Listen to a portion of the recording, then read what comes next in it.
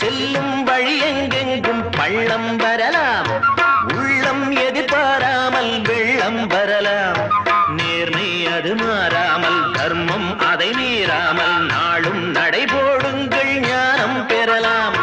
சத்தியத்தை நீங்கள் காத்திருந்தால் சத்தியம் உங்களை காத்திருக்கும். தாய் தந்த அன்புக்கும் நான் தந்த பண்புக்கும் பூமாலை காத்திருக்கும். ஒரு கூட்டு கிளியாக ஒரு தோப்பு குயிலாக பாடு பண்பாடு. இறை தேட பறந்தாலும் திசை மாறி திரிந்தாலும்